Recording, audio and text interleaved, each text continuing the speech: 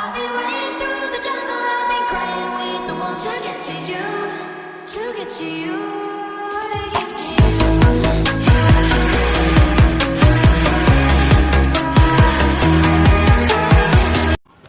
Baiklah, di sini saya akan menjelaskan materi dari pertemuan 9 sampai 15 di mata kuliah pengantar bisnis. Nah, di pertemuan 9 yaitu materi tentang penciptaan nilai barang dan jasa. Nilai yang diciptakan oleh barang dan jasa merupakan hal yang penting dalam dunia bisnis. Maka dalam penjelasan kali ini saya akan membahas mengenai tujuan, proses, pengaruh teknologi, strategi, pengukuran keberhasilan, dan juga studi kasus penciptaan nilai. Adapun tujuan penciptaan nilai barang dan jasa yaitu satu, pertumbuhan bisnis. Tujuan dari pertumbuhan bisnis adalah untuk menjaga dan meningkatkan pertumbuhan bisnis yang berkelanjutan. Yang kedua, kepuasan pelanggan. Tujuan utamanya adalah memenuhi kebutuhan dan keinginan pelanggan dengan memberikan solusi yang bernilai. Tiga, keunggulan kompetitif. Menyediakan nilai yang unik dan melebihi harapan pesaing untuk mencapai keunggulan dalam pasar. Adapun proses penciptaan nilai barang dan jasa, yaitu satu, menganalisis kebutuhan pasar. Kita harus memahami kebutuhan pasar akan menjadi dasar untuk menciptakan nilai yang relevan. 2. Inovasi produk dan jasa. Mengembangkan produk dan jasa yang inovatif untuk memenuhi kebutuhan dan keinginan pelanggan. Yang ketiga, pengiriman yang efisien. Memastikan pengiriman produk dan jasa yang efisien melalui proses yang berkualitas dan efektif. Adapun pengaruh teknologi terhadap penciptaan nilai yaitu otomatisasi. Teknologi yang memungkinkan otomatisasi proses bisnis untuk mengurangi biaya dan meningkatkan efisiensi. Yang kedua, peningkatan kualitas. Dengan teknologi, kualitas produk dan jasa dapat ditingkatkan, menciptakan nilai yang lebih tinggi bagi pelanggan. Yang ketiga, konektivitas. Teknologi menghubungkan pelanggan dengan barang dan jasa secara efektif dan menciptakan pengalaman yang lebih baik. Adapun strategi penciptaan nilai yang efektif yaitu satu, diferensiasi. Mengembangkan nilai yang unik dan sulit ditiru oleh pesaing. Yang kedua, penentuan harga yang tepat. Menentukan harga yang mencerminkan nilai yang diberikan kepada pelanggan. Yang ketiga, riset pasar yang mendalam. Melakukan riset pasar yang mendalam untuk memahami kebutuhan dan keinginan pelanggan. Yang keempat, pelanggan sebagai fokus utama. Mendirikan strategi dengan mengutamakan kepuasan pelanggan sebagai prioritas utama. Pengukuran keberhasilan dalam penciptaan nilai. 1. Penjualan dan pendapatan. Penjualan dan pendapatan yang tinggi menunjukkan keberhasilan dalam menciptakan nilai pasar, nilai yang diakui pasar. Kedua, tingkat kepuasan pelanggan. Tingkat kepuasan pelanggan adalah indikator kunci yang menunjukkan sejauh mana nilai yang dihasilkan telah memenuhi harapan pelanggan. Yang ketiga, ada market share. Meningkatnya pangsa pasar menunjukkan keberhasilan dalam menciptakan nilai yang lebih baik daripada pesaing. Studi kasus penciptaan nilai yang sukses, yaitu contohnya Apple Inc. Apple menciptakan nilai melalui inovasi produk yang revolusioner seperti iPhone dan MacBook, yang memberikan pengalaman yang unik kepada pelanggannya. Yang kedua, ada Tesla. Tesla menciptakan nilai melalui pengembangan mobil listrik yang mencerminkan keunggulan teknologi dan kesadaran lingkungan. Yang ketiga, ada Netflix.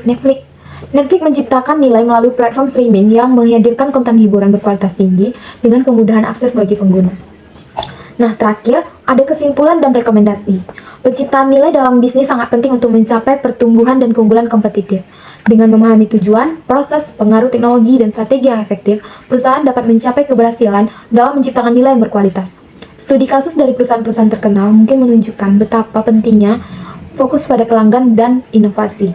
Oleh karena itu, direkomendasikan bagi perusahaan untuk selalu melakukan riset pasar yang mendalam, menjaga pengalaman pelanggan yang unggul, dan berinovasi secara terus-menerus dalam menciptakan nilai yang berkelanjutan.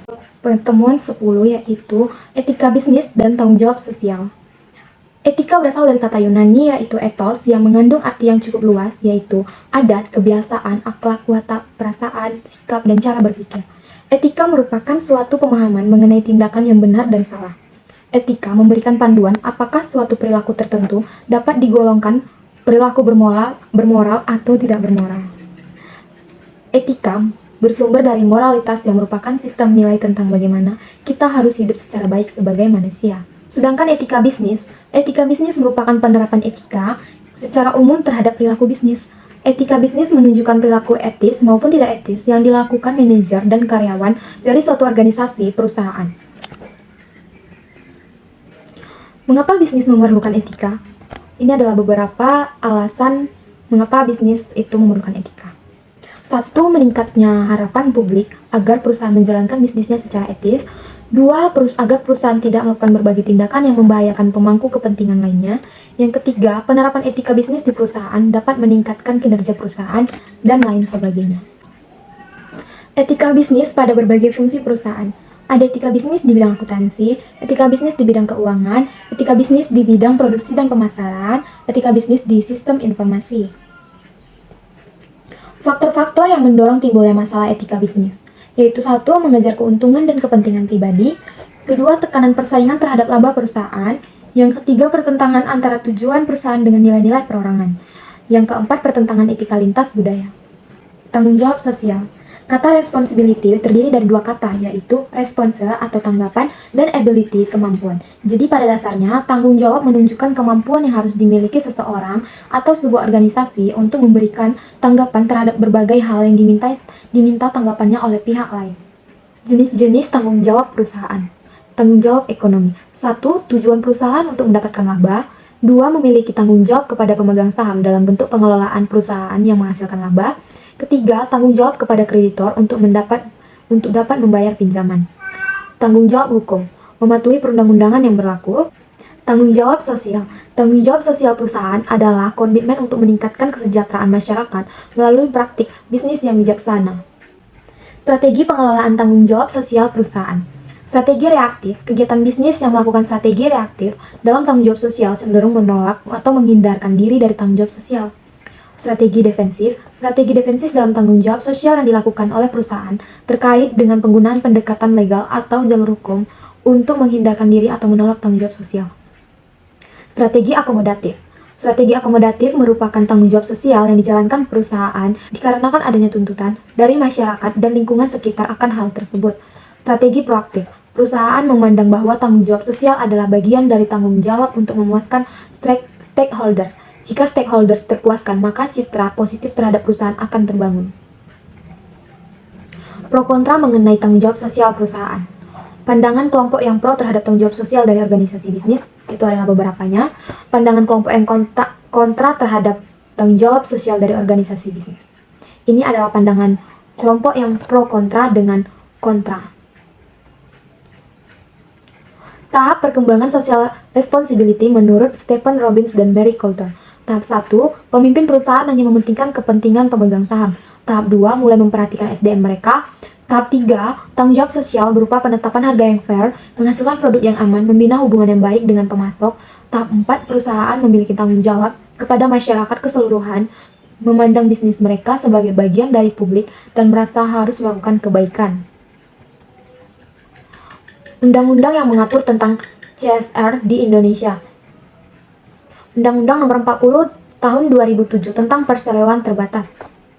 Pada pasal 74 ayat 1 Undang-Undang PT berbunyi, perseroan yang menjalankan kegiatan usahanya di bidang atau berkaitan dengan sumber daya alam wajib melaksanakan tanggung jawab sosial dan lingkungan.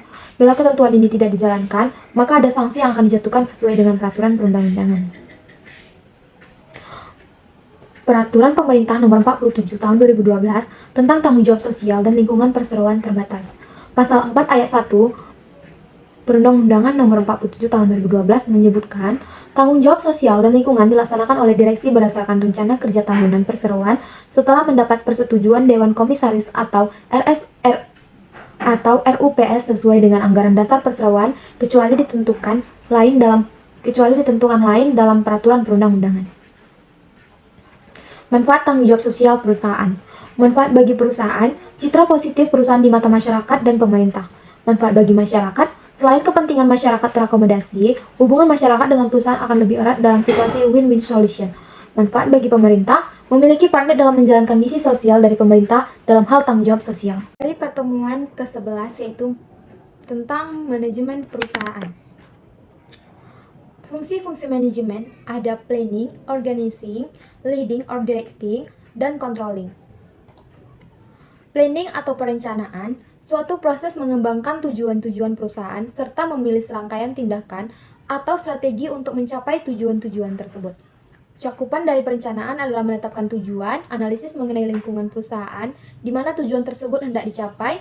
3. Menetapkan arah dan tindakan untuk mencapai tujuan. 4. Evaluasi dan identifikasi kekurangan dan kelemahan perencanaan perusahaan. Organizing, suatu proses memperoleh dan mengatur sumber daya perusahaan, baik manusia, modal, dan teknologi untuk dapat secara baik menjalankan rencana yang sudah dibuat dan mencapai tujuan organisasi. Leading or directing merupakan fungsi manajemen yang bertujuan untuk memberikan panduan kepada karyawan sehingga kegiatan organisasi akan berjalan sesuai dengan yang diinginkan organisasi. Controlling merupakan bentuk pengawasan dan kontrol dari manajemen terhadap kegiatan organisasi. Apakah sudah sesuai dengan rencana yang ditetapkan dan sesuai dengan arah organisasi. Peranan manajerial. Peran interpersonal. Manajer harus melakukan interaksi dengan karyawan dan orang-orang sekitarnya. Dari hal inilah muncul peran yang bersifat interpersonal.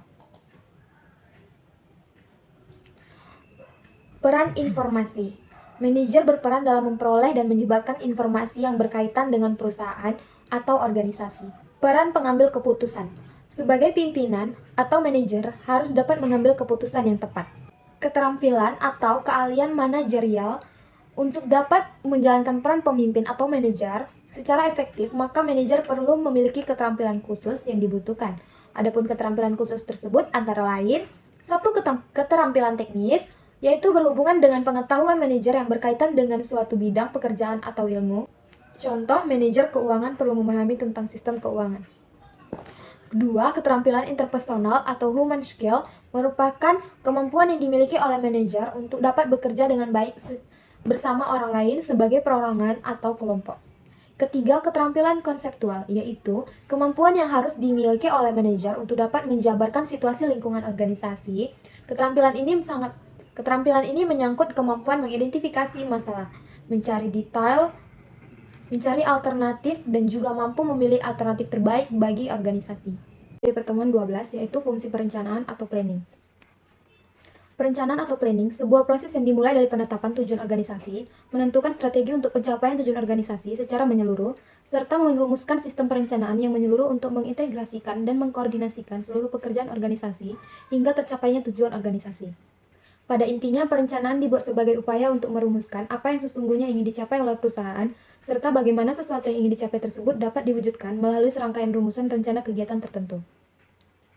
Visi dan misi. Visi dibuat perusahaan terutama untuk menjawab pertanyaan, akan menjadi apa bisnis kita? Pernyataan visi menunjukkan arah strategis perusahaan untuk mencapai hasil yang di masa akan datang. Misi dibuat perusahaan terutama untuk menjawab pertanyaan, bisnis apa yang akan kita masuki? Perencanaan dimulai dengan menjawab 5W1H, yaitu what, why, where, when, who, and how. What? Apa sesungguhnya yang menjadi tujuan perusahaan dan apa yang perlu dilakukan untuk mencapai tujuan tersebut? Why? Mengapa hal itu yang menjadi tujuan dan bukan yang lain? Harus bisa menjelaskan alasan disertai analisisnya. Where? Di mana program atau kegiatan itu dilakukan? Harus mampu menjelaskan alasan mengapa program atau kegiatan itu dilakukan di lokasi tertentu dan bukan di lokasi lainnya. When? Kapan akan dilakukan? Harus bisa dengan tepat menentukan jadwal kegiatan atau pekerjaan yang ingin dilakukan. Who? Siapakah yang akan terlibat dalam pelaksanaannya? Siapa yang menjadi kelompok sasaran dari program tersebut? Mengapa orang-orang itu yang dipilih untuk melaksanakan pekerjaan, bukan orang lain? Mengapa orang-orang itu yang akan menjadi kelompok sasaran atau penerima manfaat? How? Bagaimana program atau kegiatan itu akan dilakukan? 3 hal yang dapat dilihat dari perencanaan, yaitu 1. Proses, 2. Fungsi manajemen, 3. Pengambilan keputusan. Proses. Perencanaan adalah proses dasar yang digunakan untuk memilih tujuan dan menentukan bagaimana tujuan tersebut akan dicapai. Fungsi manajemen. Perencanaan adalah fungsi di mana pimpinan menggunakan pengaruh atas wewenangnya untuk menentukan atau merubah tujuan dan kegiatan organisasi. Pengambilan keputusan. Perencanaan merupakan pengambilan keputusan untuk jangka waktu panjang atau yang akan datang mengenai apa yang akan dilakukan, bagaimana melakukannya, bila mana, dan siapa yang akan melakukannya. Di mana keputusan yang akan diambil belum tentu sesuai hingga implementasi perencanaan tersebut dibuktikan di kemudian hari. Perencanaan sebagai fungsi primer manajemen.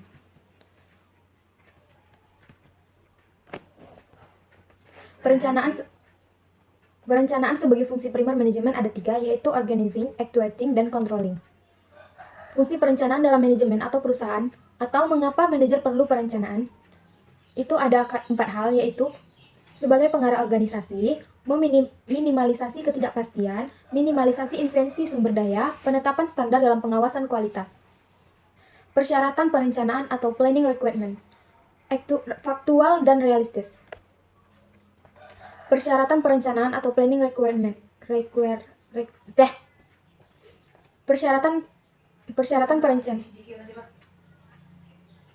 Persyaratan perencanaan, Faktual dan realistis. Apa yang dirumuskan oleh perusahaan sesuai dengan fakta dan wajar untuk dicapai dalam kondisi tertentu yang akan dihadapi perusahaan. Logis dan rasional. Apa yang dirumuskan dapat diterima oleh akal dan oleh sebab itu maka perencanaan tersebut bisa dijalankan. Fleksibel. Mampu beradaptasi dengan perusahaan di masa yang akan datang dengan tidak mengubah planning sebelumnya. Komitmen. Komitmen dapat dibangun apabila seluruh anggota di perusahaan beranggapan bahwa perencanaan yang dirumuskan telah sesuai dengan tujuan yang ingin dicapai dalam organisasi. Komprehensif, menyeluruh dan mengakomodasi aspek-aspek yang terkait, langsung maupun tak langsung, terhadap perusahaan. Perencanaan tidak hanya terkait dengan bagian yang kita jalankan, tetapi juga dengan mempertimbangkan koordinasi dan integrasi dengan bagian lain di perusahaan. Tahap perencanaan, yaitu menetapkan tujuan, menentukan keadaan saat ini, mengembangkan rencana atau kegiatan, mengidentifikasi kemudahan dan hambatan. Proses perencanaan melibatkan elemen penting yaitu tujuan. Tujuan atau goals pada dasarnya adalah hasil akhir yang diharapkan dapat diraih atau dicapai oleh individu, kelompok, atau seluruh organisasi. Tujuan merupakan penjabaran lebih lanjut dari visi dan misi dengan waktu pencapaian yang lebih pendek. Selanjutnya, tujuan akan dijabarkan ke dalam sejumlah sasaran yang lebih bersifat kuantitatif atau terukur. Jenis-jenis tujuan atau goals berdasarkan jumlah. 1. Tujuan tunggal atau single goals, hanya terdapat satu tujuan yang ingin dicapai oleh perusahaan. 2. Banyak tujuan atau multiple goals, terdapat banyak tujuan yang ditetapkan dan ingin dicapai oleh perusahaan. Berdasarkan kejelasan, tujuan yang dinyatakan atau stated goals, tujuan yang dinyatakan secara formal oleh perusahaan atau organisasi kepada publik. Contohnya perusahaan berusaha meningkatkan kepuasan pelanggan. Yang kedua, tujuan yang aktual dan nyata yaitu real goals, tujuan yang tidak dinyatakan kepada publik, akan tetapi secara aktual dan nyata berusaha dicapai oleh para anggota di dalam organisasi atau perusahaan, contohnya meningkatkan insentif bagi karyawan. Berdasarkan keluasan dan waktu pencapaian. 1. Tujuan strategis yaitu strategic goals, tujuan yang ingin dicapai sebagai perusahaan, tujuan yang ingin dicapai berdasarkan keluasan dan waktu pencapaian. 1. Tujuan strategis yaitu strategic goals, tujuan yang ingin dicapai perusahaan dalam jangka waktu yang relatif lama, 3-5 tahun bahkan bisa lebih. Tujuan taktis yaitu tactical goals, tujuan yang ingin dicapai perusahaan dalam jangka waktu menengah, lebih singkat dari tujuan strategis, biasanya 1-3 tahun. Tujuan operational goals, tujuan yang ingin dicapai dalam satu periode kegiatan perusahaan, biasanya antara 6 bulan sampai 1 tahun. Sasaran. Sasaran yang baik adalah memenuhi kriteria SMART, specific, measurable, achievable, realistic, dan time horizon. Spesifik artinya adalah setiap butir sasaran hanya mengandung satu hasil akhir yang diharapkan perusahaan, dapat diukur. Sasaran yang ingin dicapai dinyatakan secara kuantitatif, contohnya meningkatkan penjualan tahun ini sebesar 40%. Dapat dicapai. Sasaran yang ditetapkan dapat dicapai dengan upaya yang dilakukan oleh sumber daya yang dimiliki perusahaan. Realistis. Sasaran yang dicapai memang berkaitan langsung dengan misi dan tujuan yang dirumuskan oleh perusahaan. Jangka waktu. Artinya sasaran yang akan dicapai harus mempunyai jangka waktu pencapaian yang lebih jelas. Level perencanaan. Ada top, middle, low. Yang top perencanaan strategik, middle itu perencanaan taktis, low itu perencanaan operasional. Alat bantu perencanaan ada bagan arus yaitu flowchart, merupakan model grafis yang menunjukkan model sistem yang menggambarkan kejadian yang berkesinambungan dan keputusan, ya atau tidak. Bagan ini dapat dikembangkan lebih lanjut ataupun disederhanakan, tergantung pada jenis dan jumlah kegiatan yang akan dilakukan. Ini adalah gambaran kita menggunakan flowchart. Ada diagram Gantt atau Gantt chart, ditemukan oleh Henry Lee Gantt, sehingga disebut juga Gantt chart. Merupakan metode penyusunan jadwal dengan tujuan mengidentifikasikan unsur waktu dalam merencanakan suatu kegiatan yang terdiri dari waktu mulai, akhir, dan saat pelaporan. Ini adalah contoh dari Gantt chart. Penyelesaian masalah dan pengambilan keputusan. Masalah versus gejala. If we fail to identify the problem, we will fail to solve the problem. Jika kita gagal dalam melakukan identifikasi masalah, maka sesungguhnya kita akan gagal dalam menyelesaikan masalah tersebut. Temuan ke-13 yaitu tentang fungsi perorganisasian. Fungsi desain dan struktur organisasional. Fungsi organisasional, fungsi yang dijalankan oleh para manajer perusahaan untuk membagi-bagi pekerjaan kepada para pelaksana tugas serta mengembangkan struktur hubungan antara pelaksana tugas yang satu dengan pelaksana tugas lainnya, sehingga tugas tersebut dapat dilakukan dan menunjang tercapainya tujuan organisasi. Desain organisasional merupakan pemilihan suatu struktur organisasi yang paling sesuai dengan tujuan, strategi, sumber daya organisasi, dan juga tugas-tugas yang dimiliki sebuah perusahaan. Struktur organisasional menunjukkan bagaimana aktivitas yang terdapat di dalam organisasi dibagi, dikelompokkan, dan dikoordinasikan hubungannya, baik hubungan antara manajer dengan karyawan, manajer dengan manajer, dan karyawan dengan karyawan. Proses pengorganisasian merupakan kegiatan-kegiatan utama yang harus dilakukan para manajer dalam kegiatan pengorganisasian. Proses pengorganisasian memiliki 5 tahapan, yaitu pembagian kerja, departementalisasi, pengembangan hierarki organisasi, pengisian jabatan, dan pengkoordinasian. Pembagian kerja, tahap pertama dalam proses pengorganisasian adalah membagi seluruh beban kerja menjadi tugas-tugas yang secara logis dapat dikerjakan oleh individu-individu maupun kelompok dalam suatu organisasi atau perusahaan. Departementalisasi, tahap kedua adalah mengelompokkan tugas-tugas dan juga sumber daya manusia yang memiliki kesamaan rumpun tugas ke dalam suatu kelompok. Pengembangan hierarki organisasi. Mengembangkan hierarki organisasi yang akan mengatur pertanggungjawaban masing-masing jenjang manajemen yang terlibat di dalam organisasi. Pengisian jabatan. Setelah terbentuk tahap keempat dalam proses pengorganisasian adalah melakukan pengisian jabatan-jabatan yang ada dengan sumber daya manusia yang sesuai dengan persyaratan jabatan. Pengkoordinasian. Tahap kelima dari proses ini adalah pengkoordinasian mencakup berbagai aktivitas untuk memadukan berbagai tugas yang berada pada masing-masing departemen agar keseluruhan kegiatan yang dilakukan terintegrasi dan mengarah pada pencapaian tujuan perusahaan. Faktor-faktor yang mempengaruhi struktur organisasi, yaitu lingkungan organisasi. Semakin cepat perubahan yang terjadi di lingkungan perusahaan, maka semakin besar ketidakpastian yang akan terjadi, sehingga hal tersebut akan menyebabkan para manajer menghadapi masalah yang lebih besar untuk memperoleh sumber daya organisasi yang lengkap. Strategi. Pada saat manajer sudah melakukan pemilihan strategi, maka untuk dapat mengimplementasikan strategi tersebut, maka harus ada struktur organisasi yang menunjang implementasi strategi. Teknologi. Semakin tinggi tingkat penggunaan teknologi, maka dibutuhkan struktur organisasi yang fleksibel untuk meningkatkan kemampuan manajer untuk memberikan respon terhadap situasi yang tidak diperkirakan. Sumber daya manusia. Semakin tinggi keahlian tenaga kerja dalam suatu organisasi dan semakin tinggi diperlukan kerjasama di antara mereka dalam suatu kelompok atau tim untuk melaksanakan tugas mereka, maka struktur organisasi yang lebih tepatnya adalah struktur organisasi yang fleksibel. Materi selanjutnya adalah materi dari pertemuan ke-14, yaitu fungsi kepemimpinan. Kepemimpinan atau leadership, suatu proses yang dilakukan manajer perusahaan untuk mengarahkan dan mempengaruhi para bawahannya dalam kegiatan yang berhubungan dengan tugas, agar para bawahan mau mengerahkan kemampuannya baik secara individu ataupun sebagai anggota tim untuk mencapai tujuan yang telah ditetapkan perusahaan. Definisi di atas menyiratkan beberapa hal, yaitu mengarahkan, mempengaruhi, wewenang, kekuasaan, dan pengaruh. Penggunaan kekuasaan atau power. Kekuasaan adalah kemampuan yang dimiliki seseorang untuk menguasai sumber daya agar suatu pekerjaan dapat dilaksanakan. Kekuasaan dapat berkonotasi positif maupun negatif. Sumber-sumber kekuasaan. Ada reward power, kekuasaan yang muncul sebagai akibat dari seseorang yang posisinya memungkinkan dirinya untuk memberikan penghargaan terhadap orang-orang yang berada di bawahnya. Ada coercive power, kekuasaan yang memberikan hukuman adalah kebalikan atau sisi negatif dari reward power. Legitimate power atau kekuasaan yang sah adalah kekuasaan yang muncul sebagai akibat dari legitimasi tertentu. Misalnya, seseorang yang diangkat menjadi pemimpin secara otomatis dia memiliki semacam kekuasaan yang sah. Expert power, kekuasaan yang berdasarkan keahlian atau kepakaran adalah kekuasaan yang muncul sebagai akibat dari kepakaran atau keahlian yang dimiliki oleh seseorang. Referent power, kekuasaan yang muncul akibat adanya karakteristik yang diharapkan oleh seseorang atau sekelompok orang terhadap seseorang yang memiliki pengaruh terhadap seseorang atau sekelompok orang tersebut. Memotivasi. Motivasi merupakan hasil interaksi yang dialami individu, karyawan, maupun manajer dengan situasi yang melingkupinya. Sehingga motivasi yang dimiliki seseorang akan berbeda untuk situasi yang berbeda. Unsur-unsur yang membentuk motivasi. Upaya, tujuan organisasional, dan kebutuhan. Upaya menunjukkan ukuran dari intensitas dari dorongan yang dimiliki seseorang. Dalam hal ini, orang yang termotivasi akan menunjukkan upaya yang lebih besar untuk mencapai sesuatu. Tujuan organisasional, kerja keras karyawan harus selaras dengan tujuan organisasional. Jika tidak, maka dapat menimbulkan hal yang kontraproduktif. Kebutuhan, menunjukkan keadaan internal seseorang yang mengakibatkan orang tersebut tertarik pada hasil-hasil tertentu. Komunikasi. Komunikasi merupakan suatu proses pertukaran lambang-lambang, baik verbal maupun non-verbal, yang dilakukan antara komunikator dengan receiver sangat mempengaruhi kualitas kepemimpinan. Kategori komunikasi berdasarkan dampaknya bagi penerima pesan. Komunikasi informatif. Dalam komunikasi ini pengirim pesan atau komunikator melakukan kegiatan komunikasi dengan tujuan agar penerima pesan menerima pesan yang relevan. Komunikasi rekreatif, contohnya komunikasi rekreatif.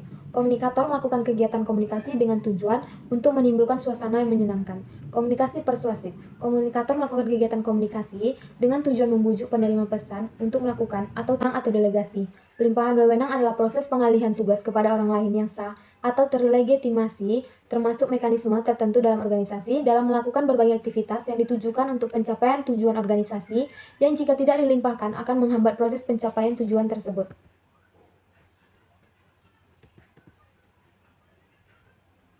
Tindakan agar wewenang agar efektif. 1. Penentuan hal-hal yang dapat dilegitimasikan. 2. Penentuan orang yang layak untuk menerima delegasi. 3. Penyediaan sumber daya yang dibutuhkan. 4. Pelimpahan tugas yang diberikan. 5. Intervensi pada saat yang diperlukan. Kunci pelimpahan wewenang agar efektif yaitu kepercayaan atasan pada bawahan, komunikasi terbuka antara atasan dengan bawahan, kemampuan manajer dalam memahami tujuan organisasi, tuntutan pekerjaan, dan kemampuan bawahan. Sentralisasi versus desentralisasi. Sentralisasi adalah merujuk kepada pengorganisasian di mana keseluruhan tugas, tanggung jawab, dan perintah dipusatkan dari hierarki yang paling tinggi untuk kemudian hierarki yang di bawahnya menerjemahkan dalam bentuk tindak lanjut dari apa yang telah diputuskan dari hierarki yang tertinggi. Desentralisasi merupakan pelimpahan wewenang dari hierarki yang lebih tinggi kepada hierarki yang lebih rendah dalam hal pengambilan keputusan dan penentuan dengan cara bagaimana kegiatan akan dijalankan.